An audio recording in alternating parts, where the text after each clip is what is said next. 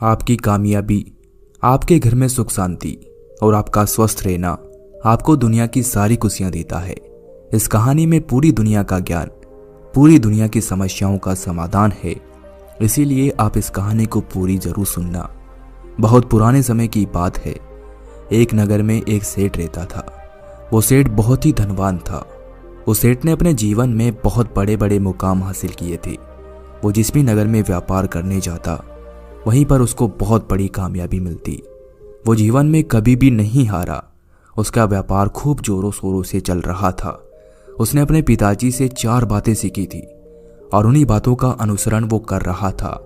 उन्हीं बातों की वजह से उसने अपने जीवन में बहुत ही सुखपूर्वक अपनी जिंदगी बिताई।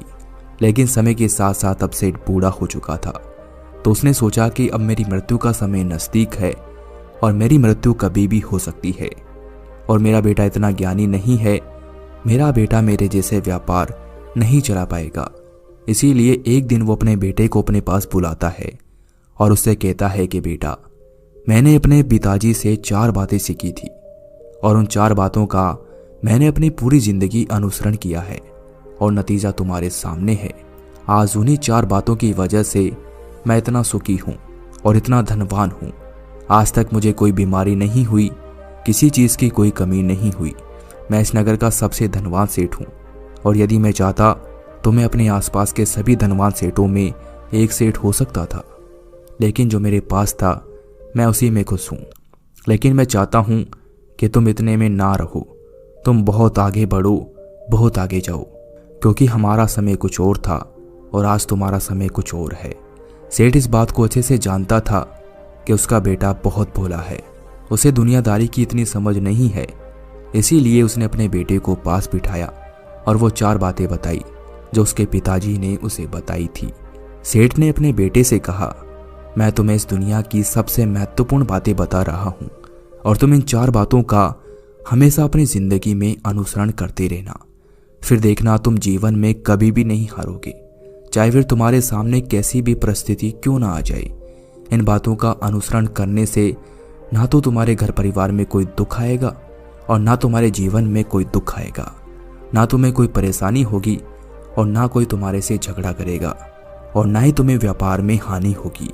उसके बाद में वो सेठ अपने बेटे से कहता है कि सबसे पहली बात, जब भी अपने काम पर जाओ तो छाँव में जाना और छाँव में ही वापस आना।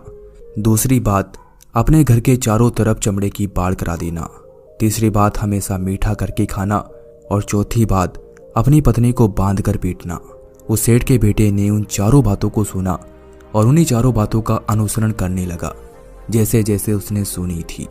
सेठ को इस बात का पता था कि उसका बेटा इन 4 बातों का अनुसरण तो जरूर करेगा और इन 4 बातों का मतलब भी समझेगा। ऐसे ही कुछ समय गुजरा और सेठ की मृत्यु हो गई। सेठ की मृत्यु हो जाने के बाद उसके बेटे ने उन 4 बातों को एक कागज पर लिख लिया और उन 4 बातों पर ही चलना शुरू कर दिया। सबसे पहली बात जो उसके पिताजी ने उसे कही थी कि बेटा छाँव में जाना और छाँव में वापस आना, तो उसने अपनी दुकान जहाँ थी वहाँ से लेकर अपने घर तक टेंट लगवा लिया, क्योंकि उसके पास पैसा बहुत था। जब लोगों ने उससे पूछा कि भाई तुमने टेंट क्यों लगवाया है, तो उसने जवाब दिया कि मेरे पिताजी ने मुझसे कहा था कि कभी धूप में काम मत करना, इसीलिए मैंने टेंट लगवा लिया ताकि कभी धूप ही ना आए। दूसरी बात उसके पिताजी ने कही थी कि अपने घर के चारों तरफ चमड़े की बाड़ करवाना, तो उसने अपने घर के चारों तरफ चमड़े की दीवार करवा दी। ये देखकर आसपास के लोग उससे बोलने लगे कि भाई बदबू आ रही है, ये तुमने क्या कर दिया? भला अपने घर में कौन चमड़े की बाड़ करवाता है? चमड़ा तो बहुत बदबू देता है। लेकिन उसके पास पैसा बहुत था, इसीलिए कोई भी व्यक्ति उसका विरोध नहीं कर सकता था और उसको तो अपने पिताजी की कही बातों पर चलना था। तीसरी बात थी कि मीठा करके खाना, तो वो अपनी बीवी से हर रोज खाने में मिठाई बनवाता, कभी खीर, कभी हलवा, कभी मिठाइयाँ, और यही सब खाते रहता। और चौथी बात थी अपनी पत्नी को बांध कर पीटना, तो वो रोज अपनी पत्नी को बांध कर पीटता। ऐसे में धीरे धीरे सेठ के बेटे का जीवन बर्बादी की तरफ चला गया, क्योंकि वो 4 बातें जो उसके पिताजी ने उसे सिखाई थी वैसे वो नहीं चल पा रहा था। उसने उन बातों का मतलब समझा ही नहीं जो उसके पिताजी उससे कहना चाह रहे थे। यदि उसकी मर्जी होती तो वो दुकान पर जाता, नहीं तो नहीं भी जाता। जिसके कारण उसका व्यापार धीरे धीरे ठप होना शुरू हो गया। वो दुकान को समय पर खोल ही नहीं पाता, जब चाहता तब खोलता, जब नहीं चाहता तब नहीं खोलता। ऐसे करते करते उसके सारे ग्राहक टूट गए और उसका व्यापार पूरी तरह ठप हो गया। उसके पिताजी ने जिस व्यापार को अच्छी तरीके से जमा करके रखा था वो पूरी तरह बर्बाद हो गया। दुकान बहुत धीरे धीरे चलने लग गई और उसके घर में चमड़े की बाढ़ के कारण आसपास में बदबू फैल गई। इसीलिए जो उसके घर के आसपास पड़ोसी थे वो सब अपना घर बार छोड़कर कहीं और चले गए। चमड़े की बदबू के कारण उसके घर में कोई भी नहीं आता था, और कोई आता भी क्यों, क्योंकि चमड़े की बदबू बहुत बुरी आती थी, जिस कारण उसके घर में कोई भी मेहमान नहीं आते थे। वो हमेशा मीठा भोजन करके खाता, जिसके चक्कर में उसने अपना पूरा शरीर खराब कर लिया। उसके शरीर का वजन बहुत ज़्यादा बढ़ गया, क्योंकि मीठा भोजन शरीर के लिए जहर होता है। उसके शरीर में बहुत सारी बीमारियों ने घर कर लिया। उसके घर में आए दिन वेद आने लगे। इस चक्कर में उसका पैसा भी बर्बाद होने लगा था। और चौथी बात के अनुसार वो अपनी पत्नी को बांध कर पीटता था, जिसकी वजह से एक बार उसकी पत्नी उसको छोड़कर अपने मायके चली गई। क्योंकि ऐसी कोई भी स्त्री नहीं है जो बिना बात के रोज अपने पति की मार को सहे।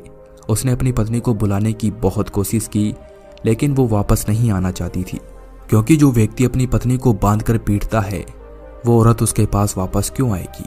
उस सेठ के बेटे का जीवन पूरी तरह बर्बाद हो गया। अब उसके पास कुछ भी नहीं बचा, ना तो उसके पास धन दौलत बची थी, ना उसकी पत्नी रही, और ना ही उसके कुछ रिश्तेदार रहे, और ना ही उसका स्वास्थ्य ठीक रहा।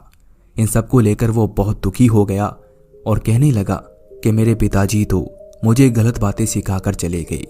आखिर उन्होंने मुझे गलत शिक्षा क्यों दी, जिससे मेरा पूरा जीवन बर्बाद हो गया, जबकि उन्होंने तो मुझसे कहा था कि मैंने ये बातें अपने पिताजी से सीखी है और इन्हीं से मेरा जीवन सुखपूर्वक बना है। भला इन 4 बातों पे चलकर कैसे जीवन सुखी रह सकता है? भला कोई पिता अपनी औलाद के साथ ऐसा कैसे कर सकता है? और मैंने भी बिना सोचे समझे मूर्खतापूर्वक अपने पिताजी की बातें मान ली। ऐसे ही सोच सोचकर वो चिंतित होता रहता, परेशान रहता और अपने पिता को दोष देता रहता। फिर एक दिन वो अपनी जिंदगी से दुखी होकर एक साधु के पास गया, क्योंकि उसने उस साधु की प्रसिद्धि के बारे में सुन रखा था कि उसके पास सभी की समस्याओं का समाधान है। इसीलिए वो भी उनके पास जाता है और उन्हें जाकर कहता है कि बाबा, अब तो बस आप ही सहारा हैं, आप मुझे बचा लीजिए, क्योंकि मेरी पूरी जिंदगी बर्बाद हो गई है और उसका कारण मेरे पिताजी हैं। मेरे पिताजी ने जो मुझसे कहा मैंने वही किया। मैंने हमेशा एक अच्छे बेटे होने का फर्ज निभाया और मैंने अपने पिताजी की हर बात मानी, लेकिन इसके बाद भी उन्होंने मुझे 4 गलत बातें सिखा दी और मैं पूरी जिंदगी उनका अनुसरण करता रहा, जिससे मैं आज पूरी तरह बर्बाद हो गया। आखिर मेरे पिताजी ने मेरे साथ ऐसा क्यों किया? ऐसा कहकर उस सेठ का बेटा फूट फूट कर रोने लगा। तभी साधु बाबा कहते हैं कि बेटा चुप हो जाओ और मुझे ये बताओ कि तुम्हारे पिताजी ने आखिर तुम्हें ऐसी कौन सी बातें बताई थी जिससे तुम्हारा पूरा जीवन बर्बाद हो गया। इसके बाद वो सेठ का बेटा एक पर्ची निकालकर उन साधु को देता है, जिसमें उसने अपने पिता के द्वारा बताई गई बातों को लिख रखा था, और साधु बाबा से कहता है कि बाबा, इस पर्ची में वो 4 बातें लिखी हुई है। साधु बाबा जैसे ही उस पर्ची पे लिखी हुई बातों को पढ़ते हैं तो वो जोर जोर से हंसने लगते हैं। सेठ के बेटे से बोले कि तुम कितने बड़े मूर्ख हो, तुम्हारे पिताजी तो दुनिया का सारा ज्ञान तुम्हें देकर चले गए, लेकिन तुम हो उसे ठीक से समझ ही नहीं पाए। तुमने इन 4 बातों का मतलब ठीक से समझा ही नहीं। तुम्हारे पिताजी तो तुम्हारी परीक्षा ले रहे थे कि तुम समझ जाओगे, लेकिन तुम समझ नहीं पाए। यदि वो चाहते तो इसका मतलब तुम्हें बता भी सकते थे, लेकिन अगर तुम्हें वो मतलब बताकर चले जाते तो फिर तुम अपने जीवन में करते ही क्या? तुम्हें भी तो कुछ ज्ञान अर्जित करना चाहिए था, तुम्हें भी तो इन बातों का मतलब समझ लेना चाहिए था, लेकिन तुम नहीं समझे। अगर तुम्हें इन बातों का मतलब समझ नहीं आ रहा है तो तुम पहले ही किसी ज्ञानी व्यक्ति के बारे में इससे पूछ लेते। इन 4 बातों का मतलब वो नहीं है जो तुम समझ रहे हो। उसके बाद वो सेठ का बेटा कहता है, आप क्या कहना चाहते हैं साधु बाबा? आखिर इसमें क्या समझना है? इसमें साफ साफ तो दिखाई दे रहा है, और जो इसमें लिखा है मैंने ठीक वैसा ही किया है। इसके बाद भी साधु बाबा कहते हैं, मेरी बात अब ध्यान से सुनो। अब मैं तुम्हें इन 4 बातों का मतलब सिखाता हूँ। अभी भी तुम्हारे पास पूरा समय पड़ा है। अगर तुम अभी भी इन चारों बातों का मतलब समझ लोगे तो तुम अपनी खोई हुई शोहरत को वापस कर लोगे और तुम अपने जीवन को सुखी बना सकते हो। उसके बाद वो साधु बाबा कहते हैं कि तुम्हारे पिताजी की पहली बात का मतलब था कि छाँव में जाना और छाँव में आना, कि जब सूर्य निकले तो उससे पहले ही तुम दुकान पर पहुंच जाना और सूर्य को अस्त होने के बाद ही घर आना, ताकि तुम पूरे दिन अपनी दुकान पर काम कर सको। क्योंकि जब तुम सारे दिन दुकान पर रहोगे तो दुकान का काम अच्छे से कर पाओगे। छाँव में जाने का मतलब यही होता है, लेकिन तुमने तो अपनी दुकान से लेकर अपने घर तक टेंट ही लगवा लिया ताकि तुम छाँव में जा सको। यही तो तुम्हारी बर्बादी का कारण है। साधु की बात सुनकर सेठ के बेटे को बात समझ आती है और वो जोर जोर से रोने लगता है और उनसे कहता है कि साधु बाबा, मैं कितना बड़ा मूर्ख था। मेरे पिताजी तो मुझे 4 हीरे देकर गए थे, लेकिन मैं हीरों को पत्थर समझता था। इसके बाद उस सेठ का बेटा कहता है कि साधु बाबा, दूसरी बात का क्या मतलब है? चमड़े की बाढ़ करवाना, और मैंने यही करवाई। आप मुझको इसका मतलब भी बताइए ना। इसके बाद वो साधु बाबा कहते हैं, चमड़े की बाढ़ कराने का मतलब है तुम्हारे घर में कुत्ता या बिल्ली पालना। जब तुम अपने घर में कुत्ता पाल लोगे तो वो तुम्हारे घर की चारों तरफ से रक्षा करेगा ताकि तुम्हारी धन दौलत बची रहे, तुम्हारी धन दौलत के पास कोई चोर ना घूमे। चमड़े की बाढ़ करवाने का मतलब ये नहीं है कि तुम सच में ही चमड़े की बाढ़ करवा दो, लेकिन तुमने तो इसका गलत मतलब निकाला और चमड़े की बाढ़ ही करवा दी, जिससे बदबू ही बदबू हो गई और सारे लोग तुमसे दूर भागने लगे। अब ना तो तुम्हारे घर में कोई आता है और ना ही तुम्हारे आसपास के पड़ोसी बचे हैं, ना कोई रिश्तेदार बचा है, इसीलिए तुम बर्बादी की तरफ चले गए। इसके बाद सेठ का बेटा कहता है, अब आप मुझे तीसरी बात का मतलब समझाइए। मीठा करके खाने का मतलब, और मैं तो रोज़ मिठाई खाता हूँ, तो फिर मैं बीमारियों से कैसे गिर गया? उसके बाद वो साधु बाबा कहते हैं, मीठा करके खाने का मतलब है हमेशा भूख तेज लगने पर ही खाना। जब तुम तेज भूख लगने पर भोजन करोगे तो तुम खाने का सम्मान कर पाओगे, क्योंकि भूख कभी स्वादिष्ट भोजन नहीं मांगती है, जैसा मिलता है वैसा ही खा लेती है। जब इंसान को भूख लगती है तो उसको उस समय अच्छे अच्छे पकवान नहीं दिखते हैं, वो नहीं चाहिए होते हैं। उस समय उसको अगर ठंडी रोटी भी मिलती है तो उसको भी वो प्रेम पूर्वक खा लेता है। वो रोटी भी आपको बहुत मीठी लगती है, और इसीलिए तुम्हारे पिताजी ये कहकर गए थे ताकि तुम हमेशा स्वस्थ रहो। और भूख लगने पर जब कोई इंसान भोजन करता है तो वो भोजन इंसान को कभी नुकसान नहीं पहुंचाता है, बल्कि फ़ायदा पहुंचाता है। और तुम जो मीठा भोजन करके खा रहे थे वो तुम्हें तुम्हारी मौत की तरफ लेकर जा रहा था। तुम्हें देखकर साफ जाहिर होता है कि तुम कितना खाते हो और क्या खाते हो, क्योंकि जब हम बिना भूख के भोजन करते हैं तो हमारे शरीर को फ़ायदा नहीं होता है, बल्कि नुकसान हो जाता है। और जब शरीर को भोजन की आवश्यकता होती है तब ही हम भोजन करते हैं, और उससे हमारा शरीर निरोगी बनता है और कभी भी बीमारियां हमारे पास भी नहीं आती है। और मीठा खाना ही तुम्हारी तीसरी गलती थी। इसके बाद साधु कहते हैं कि तुमने चौथी गलती भी की होगी, तुमने अपनी पत्नी को बांधकर पीटा होगा। ये सुनकर उस सेठ का बेटा फूट फूट कर रोने लगा और साधु बाबा से कहने लगा, साधु बाबा, मेरा तो पूरा घर ही बर्बाद हो गया, अब आप ही बताइए मैं क्या करूं और इस बात का क्या मतलब था। उसके बाद साधु बाबा कहते हैं, अपनी पत्नी को बांधकर पीटने का मतलब है जब तुम्हारी पत्नी के साथ तुम्हारा झगड़ा हो जाए तो तुम अपनी पत्नी पर तब तक हाथ मत उठाना जब तक तुम्हारे कोई संतान ना हो जाए, क्योंकि जब तक स्त्री की औलाद नहीं होती है तब तक स्त्री कहीं भी उड़ सकती है। जब एक स्त्री की औलाद हो जाती है तो वो अपने रिश्तों में बंध जाती है।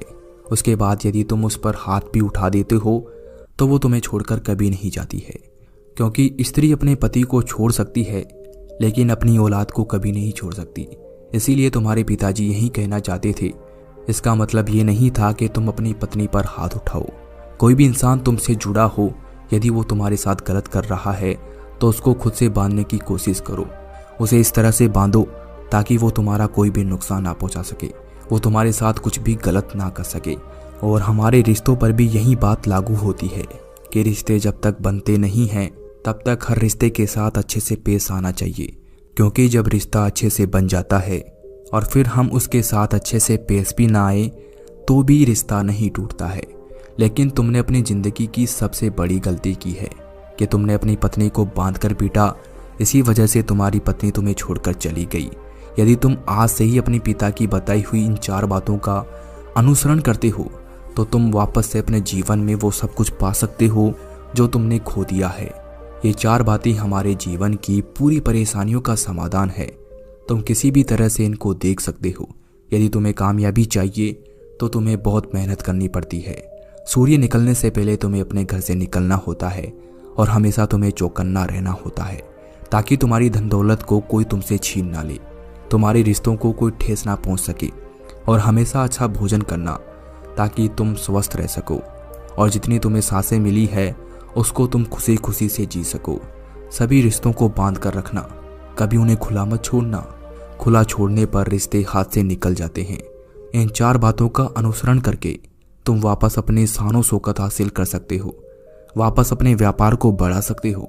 यह सुनकर वो सेठ का बेटा उन साधु को प्रणाम करके अपने घर की तरफ निकल जाता है और सबसे पहले अपने ससुराल जाता है और अपनी पत्नी से माफ़ी मांगता है और उसे अपने साथ वापस लेकर आता है और उसे इन सब बातों का मतलब समझाता है और फिर वो 4 बातों का अनुसरण करता है जिससे उसका व्यापार फिर से फलने फूलने लगता है और वो सुखी पूर्वक अपने जीवन को जीने लगता है।